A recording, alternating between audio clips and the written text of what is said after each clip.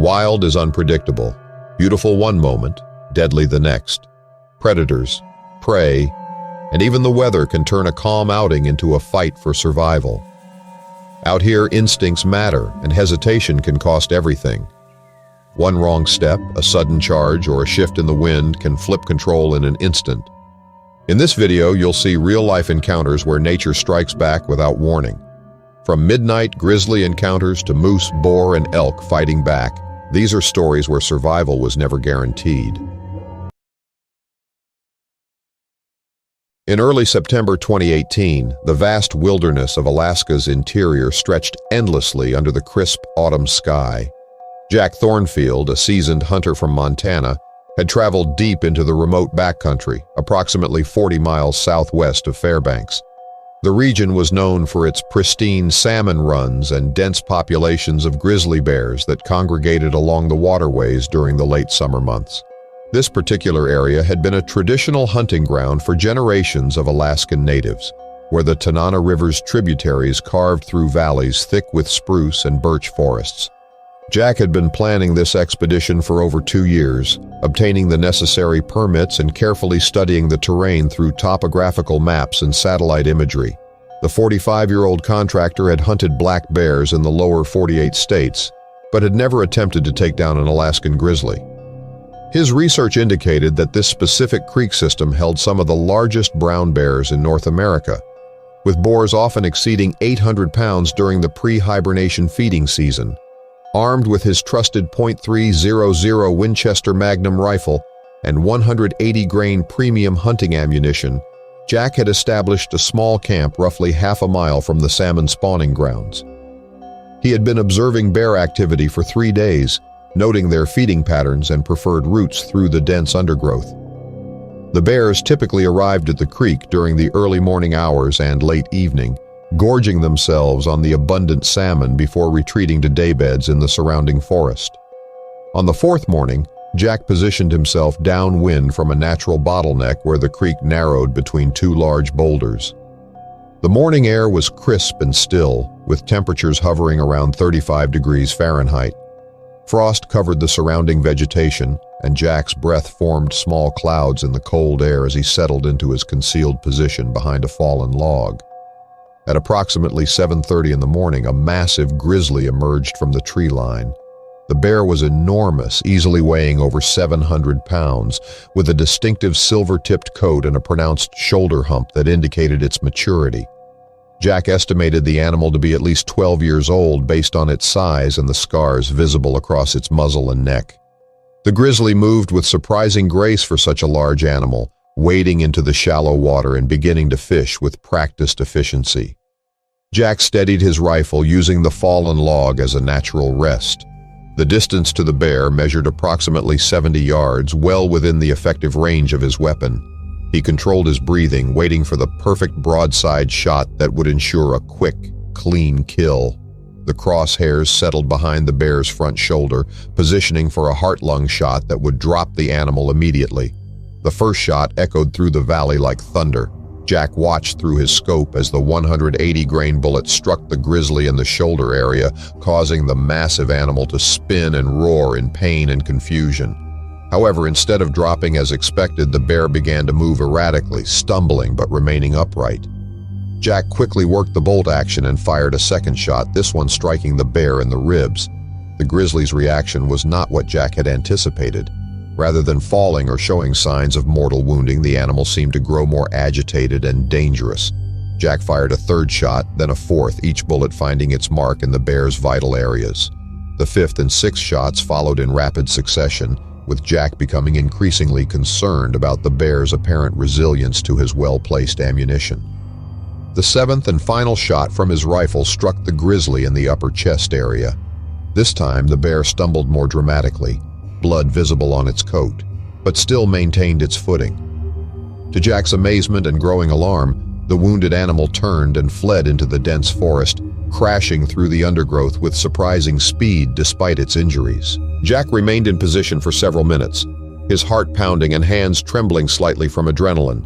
He had fired 7 shots at a massive grizzly bear, all of which appeared to have hit their intended target, yet the animal had escaped into the wilderness. The experienced hunter knew that wounded bears were exponentially more dangerous than healthy ones, and the thought of a severely injured grizzly roaming the area filled him with unease. After waiting 30 minutes to ensure the bear was not lingering nearby, Jack carefully approached the area where the grizzly had been fishing. The ground was disturbed, and there were clear blood trails leading into the forest, confirming that his shots had indeed wounded the animal. However, the amount of blood was less than he expected for such a large caliber rifle with premium ammunition. That evening, Jack established a defensive perimeter around his camp, keeping his rifle loaded and within arm's reach. He built a larger fire than usual and positioned himself with clear sight lines in all directions. The wilderness seemed unusually quiet, with none of the typical nocturnal sounds that had characterized his previous nights in the backcountry. Around 2:30 in the morning, Jack was jolted awake by the sound of heavy footsteps circling his camp. The distinctive guttural growling that followed left no doubt about the identity of his midnight visitor.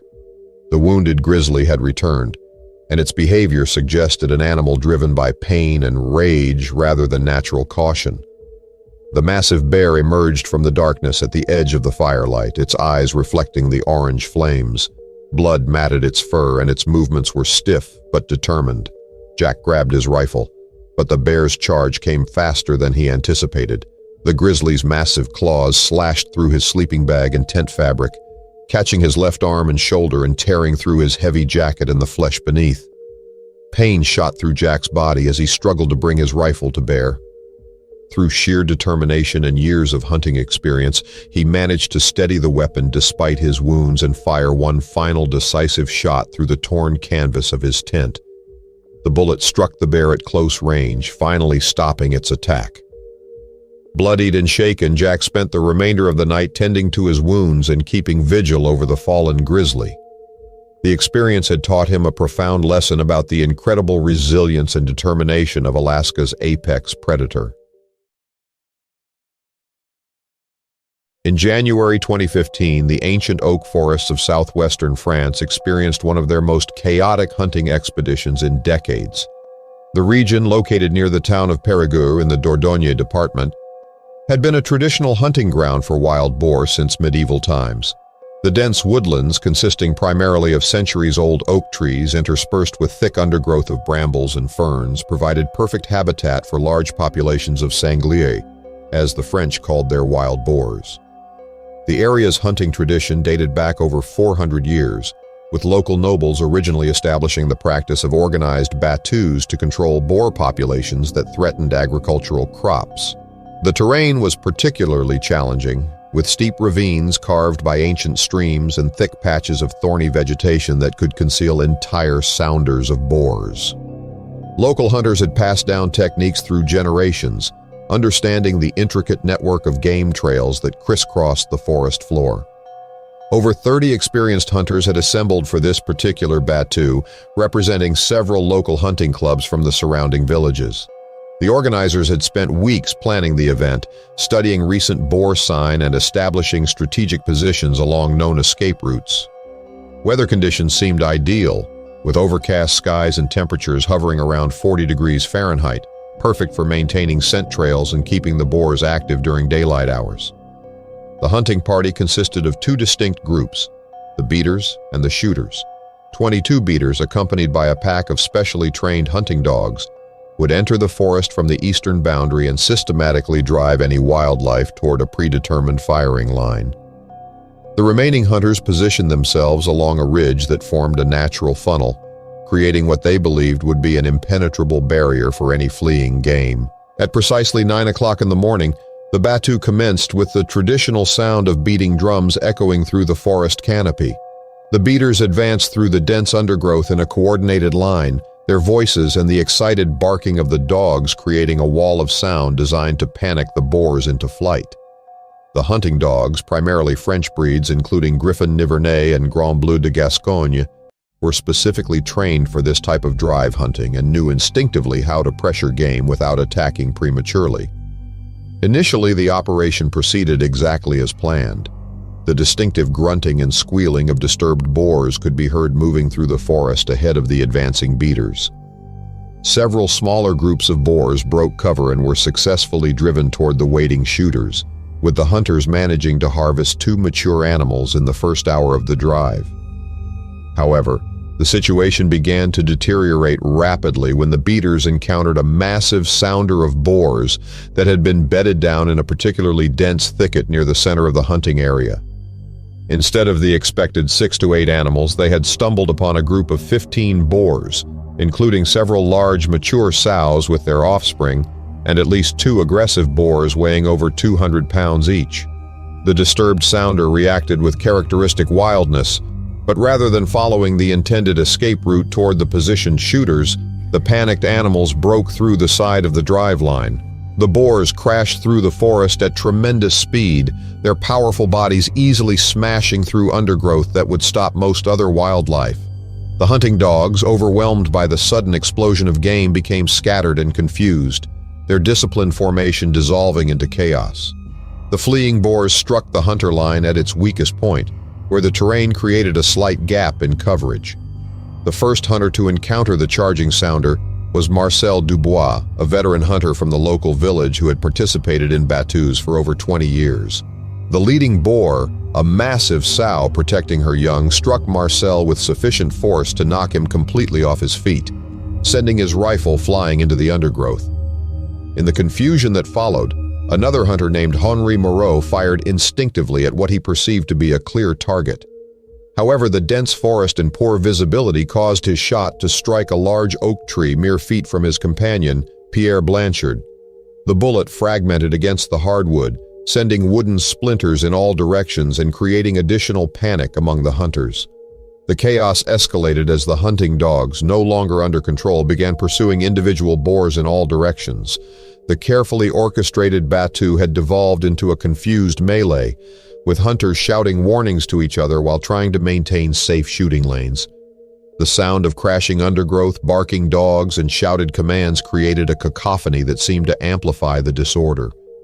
When the immediate chaos subsided approximately 10 minutes later, the hunters began assessing the situation. 3 boars lay dead in various locations, representing successful shots fired during the confusion. However, several more animals had completely escaped the hunting area, disappearing into the deeper forest where they would be impossible to track effectively. Most concerning was the injury sustained by Louis Bertrand, one of the younger hunters who had attempted to block the boar's escape route. A large boar had struck him directly, and its razor-sharp tusk had torn a significant wound in his upper thigh. The injury required immediate medical attention and served as a sobering reminder of the inherent dangers involved in wild boar hunting. The battue that was supposed to demonstrate the effectiveness of traditional French hunting methods had instead become a cautionary tale about the unpredictable nature of wild game. In late fall 2016, the rugged terrain of Arizona's high country presented both opportunity and danger for hunters seeking mule deer during the rifle season. Carlos Mendoza had traveled from Phoenix to the remote wilderness area approximately 60 miles southeast of Flagstaff, where the landscape transitioned from desert scrub to high-elevation forests of ponderosa pine and juniper.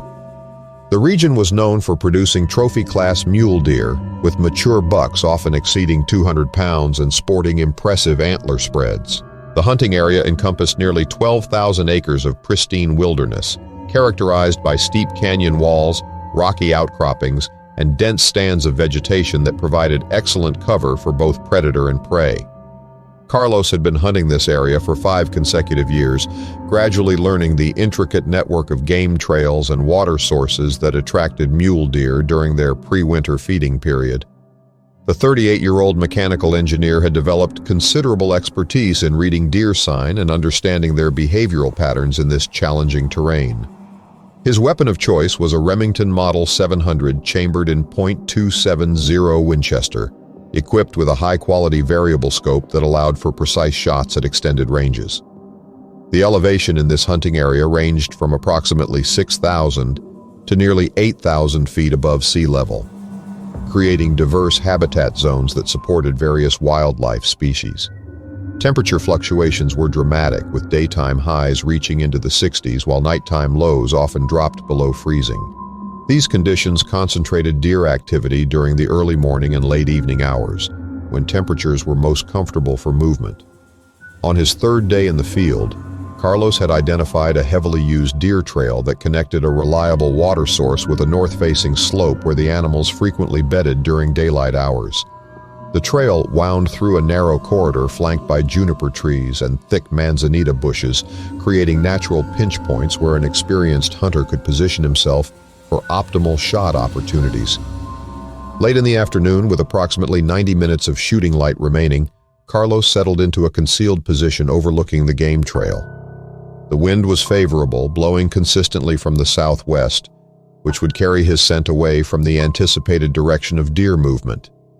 He had observed fresh tracks and droppings earlier in the day, suggesting that deer were actively using this corridor during evening feeding periods. As twilight approached, Carlos spotted movement through his binoculars approximately 300 yards up the slope. A mature mule deer buck emerged from the timber, moving cautiously down the established trail toward the water source.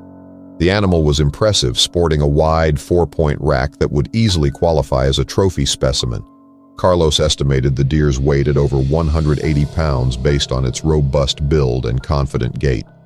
The buck approached slowly, stopping frequently to test the wind and scan for potential threats. Carlos remained motionless in his concealed position, allowing the animal to move within comfortable shooting range. When the deer reached approximately 120 yards, Carlos carefully raised his rifle and settled the crosshairs behind the buck's front shoulder for a clean heart-lung shot. However, as Carlos focused on the approaching deer, he failed to notice the mountain lion that had been stalking the same animal from a parallel route through the dense vegetation. The cat had been following the deer for over an hour, utilizing the thick cover to remain undetected while positioning itself for an ambush. Mountain lions were known to inhabit this region, though encounters with humans were extremely rare due to the cat's naturally secretive behavior. The trail Carlos had chosen for his hunting position happened to intersect with a natural corridor frequently used by the mountain lion population for traveling between hunting territories. The big cat, weighing approximately 140 pounds and measuring over 7 feet from nose to tail tip, had been moving silently through the undergrowth when it detected Carlos's presence. Mountain lions are opportunistic predators, and while they typically avoid human contact, they can become aggressive when surprised or cornered. This particular cat appeared to be a mature male based on its size and the distinctive scarring visible around its face and neck, indicating previous territorial disputes with other lions. The attack came without warning as Carlos concentrated on the approaching deer. The mountain lion launched itself from thick brush less than 15 feet away, its powerful hind legs propelling its muscular body through the air with remarkable speed and accuracy. The cat's front claws, extended to their full 3-inch length, struck Carlos across his left thigh, easily penetrating his heavy hunting pants and the flesh beneath. Pain exploded through Carlos's leg as the razor-sharp claws raked across his thigh muscles, creating 4 parallel wounds that immediately began bleeding profusely. The force of the attack knocked him sideways, causing him to lose his grip on the rifle momentarily. The mountain lion landed gracefully and immediately prepared for a second attack. Its yellow eyes locked on Carlos with predatory intensity. Adrenaline surged through Carlos's system as he struggled to recover his weapon while fighting through the shock and pain of the initial assault. The mountain lion circled him slowly, muscles coiled and ready to spring again, its tail switching back and forth in the characteristic manner of an agitated cat preparing to strike. Carlos managed to raise his rifle despite the burning pain in his wounded leg and fired 2 rapid shots at the circling predator. The first bullet struck the mountain lion in the shoulder area just behind its front leg, while the second caught it in the upper chest. The wounded cat growled menacingly and continued to circle, though its movements became noticeably less fluid. Using his hunting knife, Carlos cut strips from his jacket to create a makeshift bandage for his thigh wounds, never letting his aim drift from the injured animal. Minutes passed in tense silence until, with a final low growl, the mountain lion broke its circle and slipped into the cover of the trees, leaving Carlos shaken but alive. The pain was intense, yet his years of outdoor experience had taught him the importance of treating wounds quickly to prevent excessive blood loss. The entire encounter lasted less than 5 minutes, but it fundamentally changed Carlos's perspective on hunting in mountain lion country. In the spring of 2012, the remote wilderness of northern Alberta stretched endlessly under a canopy of ancient spruce and aspen trees. Ray Morrison and Dylan Blackwood, longtime hunting partners from Calgary, had ventured deep into the backcountry approximately 200 kilometers northeast of Edmonton. The region was renowned for its healthy population of black bears that emerged from hibernation hungry and aggressive during the late spring months. Ray, a 52-year-old petroleum engineer, and Dylan, a 45-year-old carpenter, had been hunting together for over 15 years. They had specifically chosen this remote location because recent scouting reports indicated exceptional bear activity in the area. The spring season was optimal for black bear hunting as the animals emerged from their winter dens with depleted fat reserves and were actively foraging during extended daylight hours. The hunting partners had established their camp near a natural clearing approximately 3 kilometers from the nearest logging road. Their equipment included a sturdy canvas wall tent, portable wood stove, and enough supplies for a week-long expedition. Both men carried powerful rifles suitable for black bear hunting. Ray wielded a .300 Winchester Magnum while Dylan preferred his tried-and-tested .308 Winchester. Over the previous 2 days, they had discovered abundant sign throughout the immediate area. Fresh claw marks scarred the bark of several large aspen trees, indicating bears were marking territory and communicating with other animals in the vicinity. They had also located numerous overturned logs and disturbed anthills, clear evidence that bears were actively foraging for insects and grubs. Most encouraging was the discovery of several fresh scat deposits containing the remnants of early spring vegetation and small mammals. On their second evening, the hunters established a bait site approximately 400 meters from their camp. Following local regulations, they had obtained the necessary permits and used approved bait consisting of used cooking oil, molasses, and pastries past their expiration date. The bait was secured in a manner that would require bears to approach from predictable directions, allowing for safe and ethical shot placement. The following morning, fresh tracks in the soft earth around the bait site confirmed that at least one large bear had investigated their setup during the night. The tracks measured over 6 inches in length, suggesting a mature boar weighing well over 200 pounds. Additional sign included claw marks on nearby trees and disturbed vegetation where the animal had approached and departed the baited area. That afternoon, the hunting partners positioned themselves in a natural blind they had constructed using fallen logs and native vegetation. The blind provided concealment while offering clear shooting lanes to the bait site. Weather conditions were favorable, with overcast skies and minimal wind that would prevent their scent from reaching the anticipated location of approaching bears.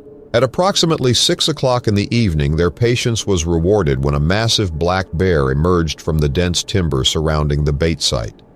The animal was clearly a mature male, displaying the distinctive wide head and muscular neck characteristic of dominant boars. Dylan estimated the bear's weight at nearly 300 pounds based on its robust build and confident demeanor as it approached the bait. The bear circled the bait site cautiously, testing the wind and scanning for potential threats before committing to feeding. This behavior was typical of older, more experienced bears that had learned to associate unusual scents or sounds with human presence. After several minutes of careful observation, the animal moved within optimal shooting range. Dylan steadied his rifle using a makeshift rest constructed from their backpacks and carefully placed his crosshairs behind the bear's front shoulder. The shot appeared clean, striking the animal in what should have been the vital chest cavity. However, instead of dropping immediately as expected, the bear spun violently and crashed into the surrounding forest with surprising speed and agility. The hunters waited 30 minutes before approaching the impact site, following standard protocols for tracking potentially wounded, dangerous game. They discovered a clear blood sign leading into the dense timber, confirming that Dylan's shot had indeed struck the animal. However, the blood trail was intermittent and difficult to follow through the thick undergrowth and fallen logs that characterized the forest floor. As daylight faded, Ray and Dylan reluctantly abandoned their tracking efforts, marking their last confirmed sign with surveyor's tape for continuation the following morning. Both men understood the ethical obligation to recover wounded game, but attempting to follow a wounded black bear through dense timber in darkness would be extremely dangerous. That night, the forest seemed unusually quiet around their camp.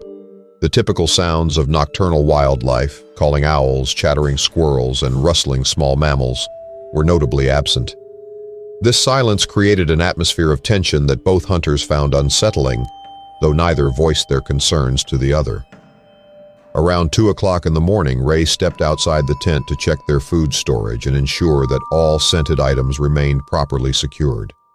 Black bears possessed an extraordinary sense of smell and could detect food odors from several kilometers away. Proper camp hygiene was essential for preventing unwanted visits from curious or aggressive bears.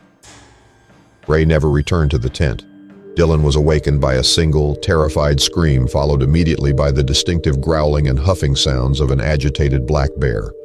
He grabbed his rifle and flashlight, rushing from the tent to discover the wounded bear dragging Ray's motionless body toward the tree line. The bear turned to face Dylan when illuminated by the flashlight beam, its eyes reflecting the artificial light with an eerie green glow. Blood matted the animal's chest fur where Dylan's bullet had struck, but the wound had not proved immediately fatal. The bear's jaws were stained red, and its aggressive posture indicated an animal driven by pain and territorial instinct rather than natural caution. Dylan fired 3 rapid shots at the bear, but the animal's position relative to Ray's body made precise shot placement extremely difficult. The 4th shot finally struck a vital area, and the massive bear collapsed mere feet from where Ray lay motionless in the forest undergrowth. The silence that followed was deafening. Dylan's hands trembled as he approached Ray's still form, the flashlight beam revealing the devastating reality of what had transpired.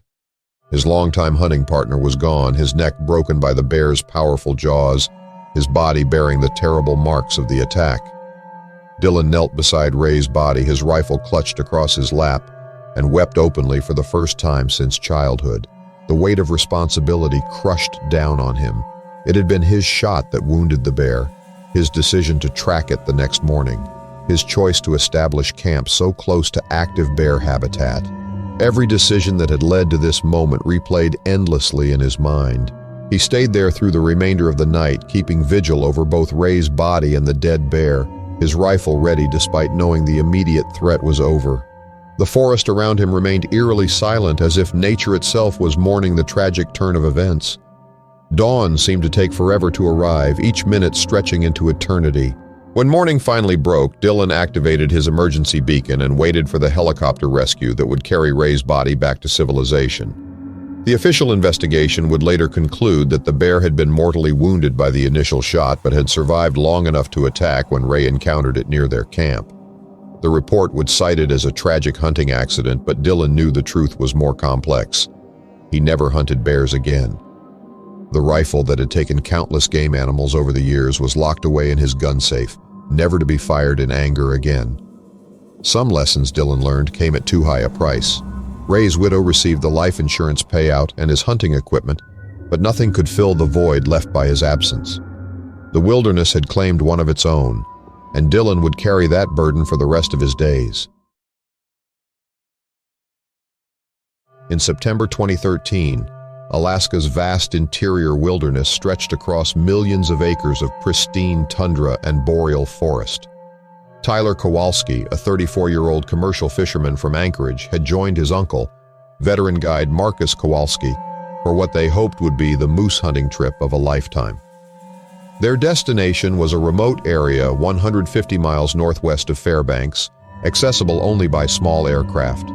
Tyler and Marcus had spent considerable time planning this expedition, studying aerial photographs and consulting with other hunters. They arranged for a licensed bush pilot to transport them via float plane to a small lake serving as a base camp. The plan called for a week-long hunt, with aircraft scheduled to return regardless of success.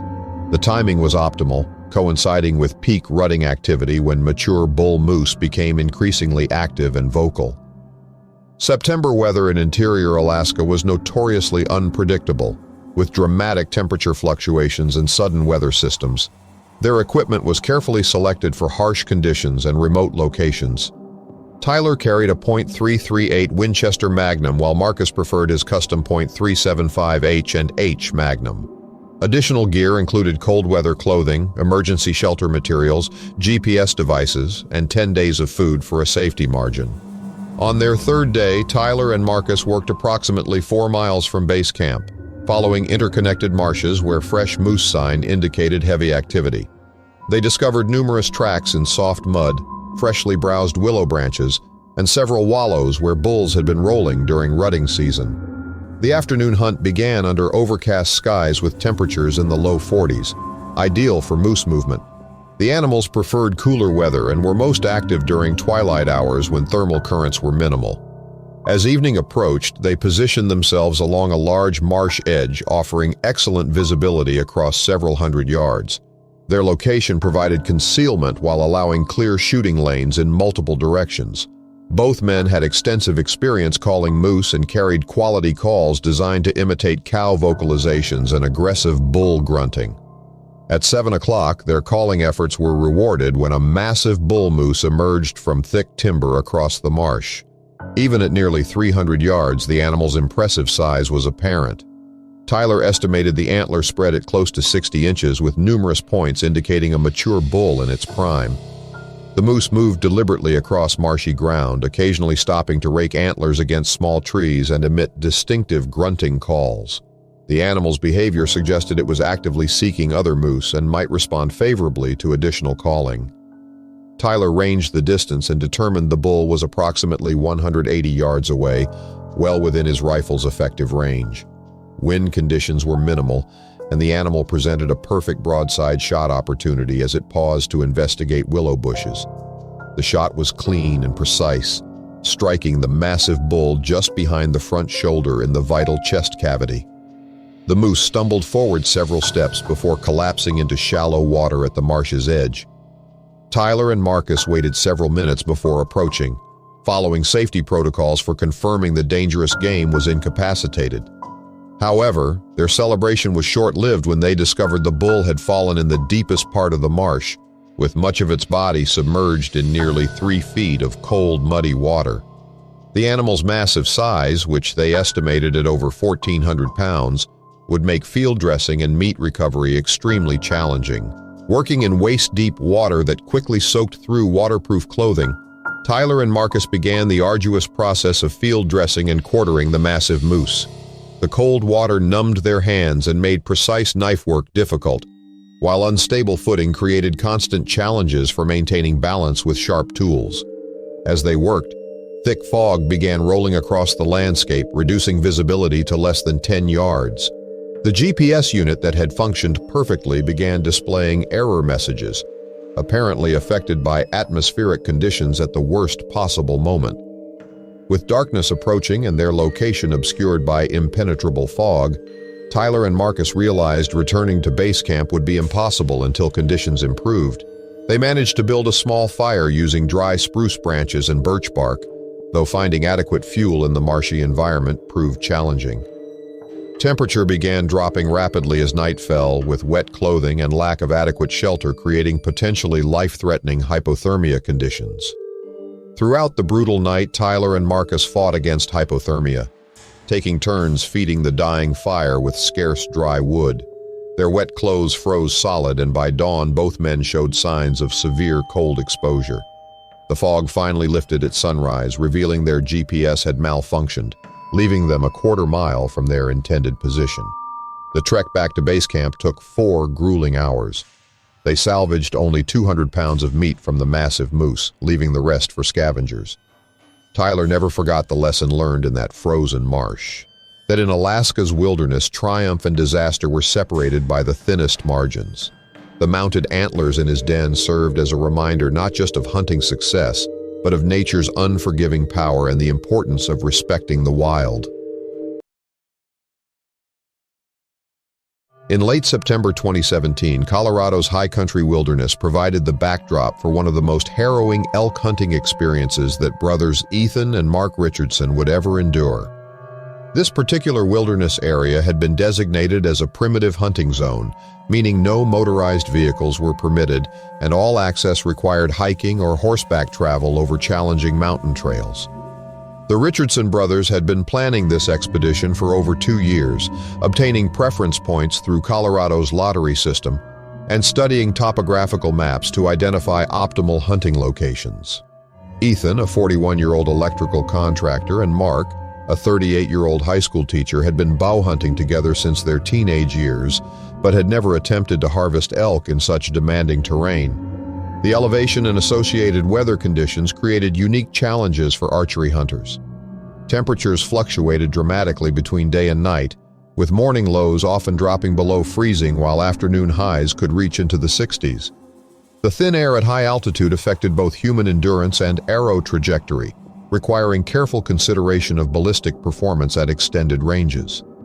Elk behavior during the September rutting season was characterized by increased vocal activity and aggressive territorial displays among mature bulls.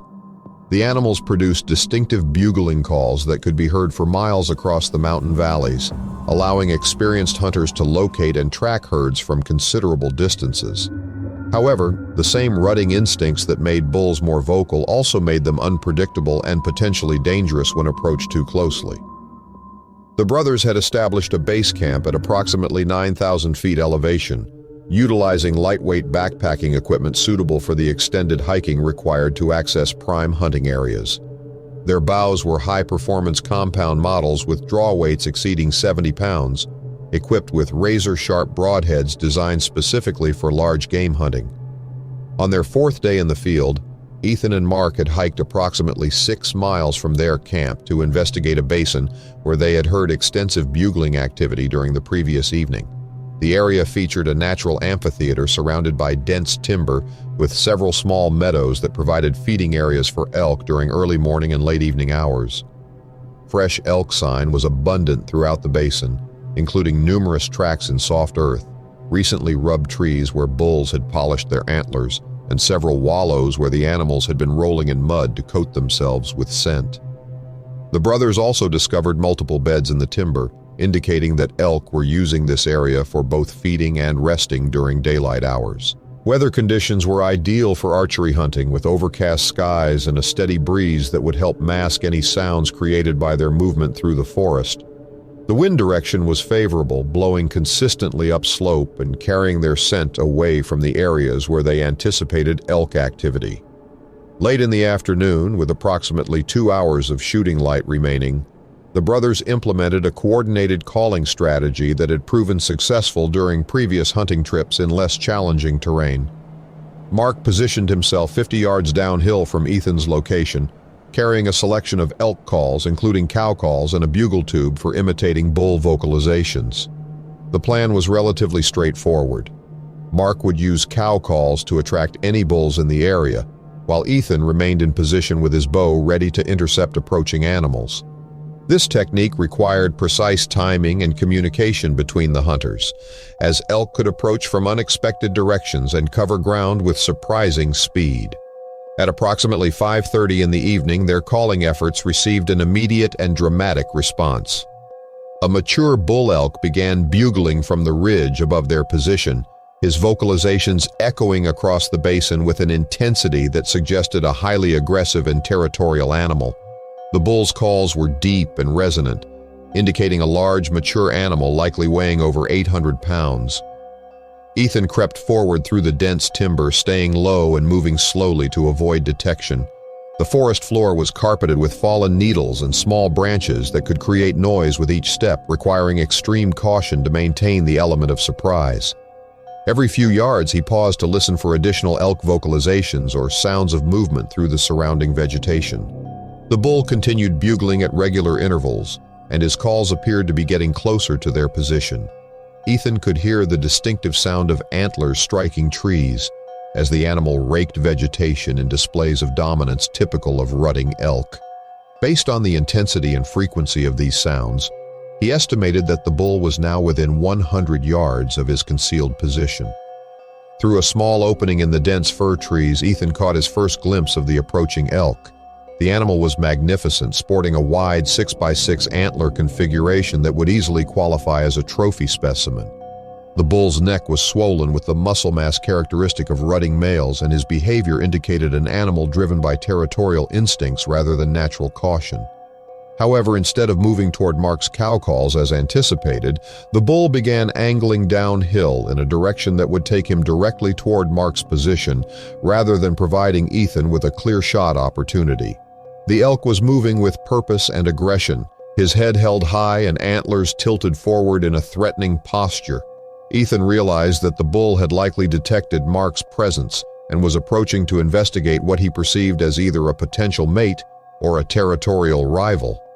This deviation from their planned scenario created an extremely dangerous situation, as Mark would be vulnerable to attack from a rutting bull elk weighing several times his own body weight. The elk closed the distance to Mark's location with startling speed, covering the 50 yards of steep terrain in less than 30 seconds. Mark, realizing the imminent danger, stood up from his concealed position with his arms raised above his head in an attempt to appear larger and more intimidating to the approaching bull. The bull elk showed no signs of intimidation or retreat. Instead, the animal lowered its massive antlers and continued its charge directly toward Mark's position.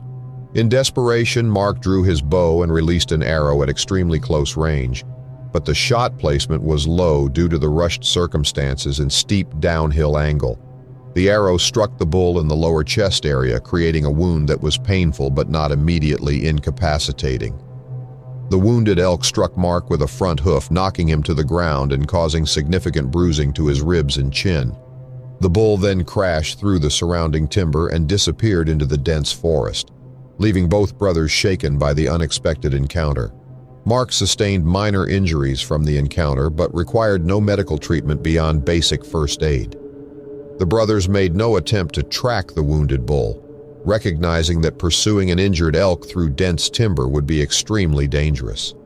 The experience served as a powerful reminder that even carefully planned hunting strategies could result in unpredictable and dangerous situations when dealing with large, aggressive wildlife during rutting season.